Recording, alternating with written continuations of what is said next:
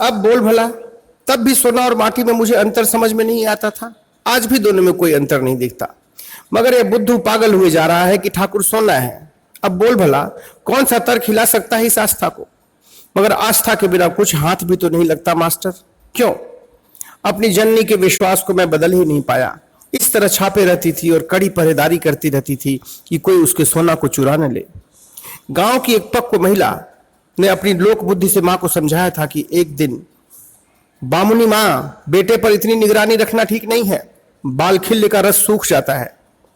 मगर उस भोली गंवई महिला को क्या पता था कि बाल खिल्ले ही बामुनी के जीवन, बेटे के जीवन का सनातन राग है। मेरी जननी भी मेरी भाव दशा कहां समझ पाती थी, और महिलाओं के घाट पर जाने नहाने का मेरा हठ गांव की महिलाओं की मर्यादा ग्रंथि को कैसे सहन होती। पर अपनी भोली मां और संसारी स्त्रियों को कैसे समझाता कि मैं उस रूप के लिए व्याकुल हूं जो एक दिन खेत में कृपा करके मां ने दिखाया था, और मुग्ध हो कर मैं दूसरे धरातल पर पहुंच गया था। बचपन के उत्पात की बात याद आती है तो अचरज होता है कि गांव घर के लोग कैसे झेलते थे मेरे नखरे और हठ को। नरेन अपने को बड़ा शूर और उत्पाती मानता है, जानता नहीं कि गरीब बाभन का बेटा कम उत्पाती नहीं था। एक दिन तो गंवई मर्यादा को लात मार दिया था। गांव के पोखरे पर स्त्री पुरुष के अलग अलग घाट थे। बाल बंधुओं ने महिलाओं के घाट पर नहाने का फैसला किया, मगर गांव की अधेड़ महिलाओं की डांट से वे एक ही दिन में भाग खड़े हुए। मैं जिद छोड़ने से रहा। हार कर महिलाओं ने मां से शिकायत की, बामुनी मां, तेरा बेटा गांव के बदमाश छोकरों के साथ बिगड़ता जा रहा है, तू इसे संभाल। पोखरे पर स्नान करती, वस्त्र पहनती स्त्रियों पर नजर गड़ाए रहता है। मां के स्वाभिमान को जैसे किसी ने थप्पड़ मार दिया हो। पुचकार कर बुलाया मुझे और बड़े लाड़ से गांव का व्यवहार सिखाते हुए कहा, निर्वस्त्र महिलाओं को देखते तेरे मन में विकार न जगे, यह तो तेरी बात है, किंतु गांव की मर्यादा तेरे इस ढीठ आचरण को कैसे स्वीकार कर लेगी? माताओं की मर्यादा और स्वाभिमान को आघात देकर क्या तू सुख पाएगा रे गदाधर? तेरा यह आचरण मुझे कितना कष्ट देता है, कभी तूने सोचा है? मां ने मेरे मर्म पर उंगली रखती थी। फिर तो महिलाओं के घाट की ओर झांका भी नहीं। मगर हृदय की बात तुझसे कहता हूं, मुझे तो स्त्री पुरुष में कुछ भेद ही नहीं दिखता था। लड़काई की बात कभी याद आती है तो ऐसा भाव मन में जागता है कि मेरे बाल खिलने के साथ ही इस बगीचे वाली मां की लीला क्रियाशील हो गई थी। जन्मते ही इसने मुझे अपना चाकर बना लिया हो जैसे, और चाकरी का शऊर सिखाने लग गई थी। क्या कौतुक था! माटी की मूर्त बनाता तो यही मां खड़ी हो जाती, चित्र बनाता तो इसी का चेहरा उग आता। अब तो पक्का विश्वास हो चला है रे लाटू कि जन्मते ही इस बगीचे वाली के जाल में फंस गया था और नाचता रहता था, अपने वश में थोड़े था। और गांव घर के लोग मेरे उत्पात से चिढ़ते भी थे और मुझे देखे बिना व्याकुल भी रहते थे। आंख की पुतली बनाकर अपने साथ बराबर रखने की बेचैनी भी थी उनके हृदय में। विचित्र तमाशा था रे लेटो। हृदय जब अपने तीखे ताने से मेरे हृदय को बेधता था, कामार पुकुर के वात्सल्य की उफनती नदी याद आती थी, जिसमें डुबकी लगा लगा कर मेरा आस्वाद समृद्ध हुआ था। भाव की भूमि उपजाऊ बनी थी। हृदय की कटुक्ति से तो बुरी तरह घायल होकर एक बार गंगा जी में डूबने का मन हो गया था। मगर बगीचे वाली मेरी मां ने राह काट कर मुझे बरज दिया। मां तो बाल्यकाल से ही मेरी पहरेदारी में लगी हुई थी। वह तो दक्षिणेश्वर पहुंचने पर जब पहली बार मां का रूप दर्शन किया तो चकित हो गया। यह रूप तो कई बार अपने गांव के परिसर में देखकर उस दिव्य सौंदर्य राशि से बेहोश होता रहा हूं। किसी के सामने हल्ला मत कर लेटो, तेरे बौड़म स्वभाव से बड़ा डर लगता है। भाव की तरंग में जहां तहां अपने ठाकुर का ढोल पीटने लगता है। निपट गंवई गंवार की तरह उस दिन गिरीश जैसे आदमी पर तूने अपने ठाकुर के पक्ष में लाठी उठा ली थी। ऐसे नहीं होता ठाकुर का काम। शहरी पढ़वइयों के बीच आना जाना रहना पड़ता है। गंवई ठसक इनके बीच काम नहीं आती। मगर यह नैसर्गिक भाव मां की कृपा से जाते जाते जाता है। मेरा ही देख, अभी तक शऊर नहीं आया। विद्यासागर और केशव जैसे पंडित से बतियाते उनकी पंडिताई का ध्यान ही नहीं रहता। गांव के पड़ोसी आदमी से बतियाता था जिस गंवई शैली में, वैसे ही शिष्टाचार छोड़कर उनसे बोलने बतियाने लगता हूं। नरेन, राखाल और दूसरे दुलरुआ बच्चे तो अपने घर के हैं। उनके साथ छोह के आवेग में गाली गलौज, डांट फटकार कर, दुलार कर का ही गहरा रंग है। पर चतुर सुजान और सभ्य सयानों से सावधानी से व्यवहार करना चाहिए, जो मुझे आता ही नहीं और बाद में पछताता हूं कि गलती हो गई। मगर क्या करूं रे लेटो, मेरा मन अपने वश में थोड़े ही है। वह तो मां के चरणों के अलावा किसी को चीनता ही नहीं।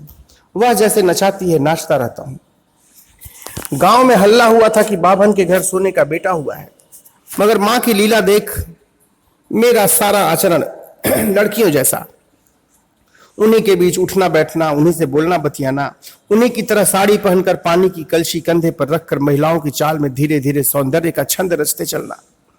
मां का ही सारा कौतुक था, उसी के लिए शायद मुझे रचा था। वही रचना रानी के इस बगीचे में फुदकती, गिरती, गाती और बेहोश होती रहती है। और केशव जैसा पंडित समझ नहीं पाता, कहता है ठाकुर जैसा मनुष्य इस पूरे भूमंडल में नहीं है।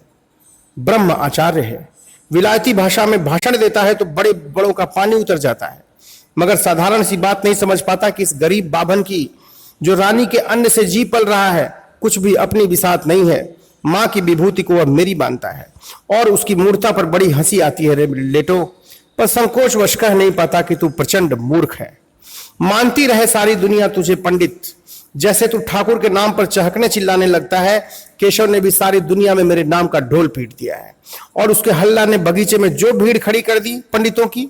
सच कहता हूं तुझसे लेटो, मां ने इज्जत बचाई, अन्यथा इस मूर्ख बाभन की तो कलई खुलने ही वाली थी। फिर तो केशव भी मुंह दिखाने लायक न रहता। संसारी लोगों के भ्रम बड़े जटिल होते हैं। माया की महिमा इतनी सघन है कि बड़े बड़े ज्ञानियों को सत्य नहीं सूझता।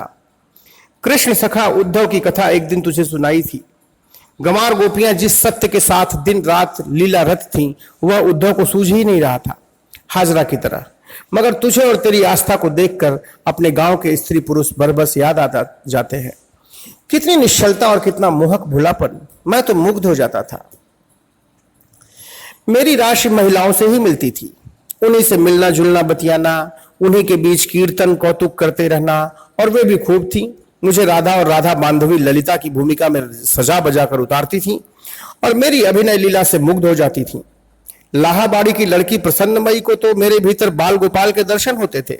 भागती दौड़ती मेरे आंगन में पहुंच जाती थी। मगर कितनी भोली थी धर्मदास लाहा की वह बेटी।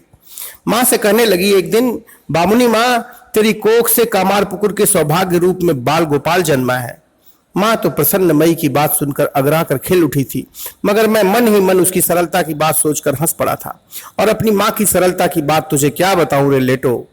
मेरे उत्पात और बाल चापल्य को चपत लगा संयमित कर आदमी बनाने की उसे कभी चिंता ही नहीं हुई। एक आध बार केवल मेरे लिए मां गहरी चिंता में डूबी थी। यहाँ जो मेरी मां है ना, जो कामार पुकुर से मुझे अपने आंगन में खींच लाई है, उसको पहली बार अपने गांव में देखा था और मेरा होश गायब हो गया था। वही कथा तुझे सुनाने जा रहा था, बौराया हुआ मन दूसरी ओर बह गया। गमछे में मूढ़ी और गुड़ बांध फांकते हुए खेत की ओर घूमने निकला था एक दिन। ऊपर आसमान की ओर देखा, काले बादलों के पास उड़ते बगुलों की एक मोहक श्वेत धारा। ऐसा सौंदर्य की दृष्टि वहीं गड़ गई और मां के अपरूप रूप पर एकाएक दृष्टि पड़ गई, जिसकी नजर अपने बालक पर गड़ी थी। उस अपूर्व सौंदर्य राशि को देखते ही जगत की चेतना से टूटकर वहीं गिर पड़ा। ग्वालों किसानों से खबर पाकर दौड़े दौड़े लोग आए, उठाकर घर ले गए। गवई टोटका टोटरम और धार्मिक पूजा अनुष्ठान भी तब माता पिता ने तत्काल शुरू कर दिया था। मां के प्रभाव से उत्तीर्ण होने पर देखा, लाहाबाड़ी ही नहीं, पूरे गांव की महिलाओं से आंगन भर गया है। उसके बाद तो मां की पहरेदारी इतनी कड़ी हो गई कि न पूछ। मगर मां तो अब प्रायः अपना रूप दिखाकर मुझे अपने निकट खींचने लग गई थी। मगर कितने गहरे अज्ञान में डूबा है संसार लेटो। जब जब संसार बोध का तार टूटता, गांव में हल्ला हो जाता, गदाधर फिर बेहोश हो गया है और गांव के छोह व्याकुल लोगों से मेरा आंगन भर जाता। अब मुझे जगत की दशा देखकर गुदगुदी होने लगी थी। होश का अर्थ दुनिया की नजर में क्या है, यह सोचकर जब मैं खिलखिलाकर हंसने लगता तो मेरी मां चिंता व्याकुल हो बेटे को आंख फाड़ कर देखने लगती। अपनी भोली मां की बात तुझे क्या बताऊं, वह तो अपने सोना की रक्षा के लिए पगला गई थी। बगीचे में पहुंचने पर मां को जब देखा तो मां खिलखिलाकर हंसी थी लाटू, जैसे कह रही हो कि कामार पुकुर से ही तुझे घेरती रही हूं, आज असली ठिकाने पर मेरे आंगन में पहुंचा है।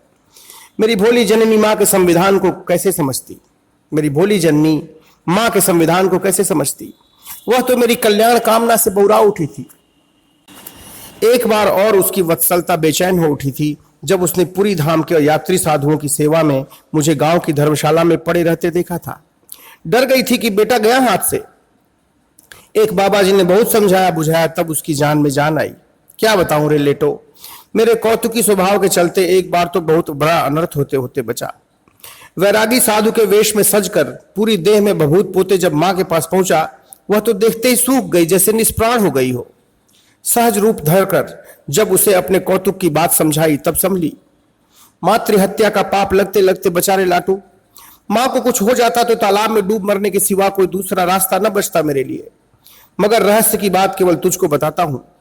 इस बगीचे वाली जो मां है ना, उसने अपनी लीला के लिए मेरी रचना की थी। सो बाल्यकाल से ही नाना रूपों में नचाती रहती थी, मरने नहीं देती। उसे तो अपने लीला छंद को रूपायित करने की चिंता थी। मेरी भोली जननी मेरी पहरेदारी में पागल बनी रहती थी कि कहीं कुछ अमंगल न हो जाए, कहीं उसके कलेजे के टुकड़े को, उसके सोना को, विष्णुपद की धूलि को कोई चुरा न ले। इतनी स्पर्श कातर और चिंता व्याकुल की गांव की ठाकुर बाड़ी से कीर्तन कथा के लिए जब किसी साधु के आने पर मुझे बुलाया जाता तो घबराकर मुझे मुक्त करने में आगा पीछा करने लगती थी।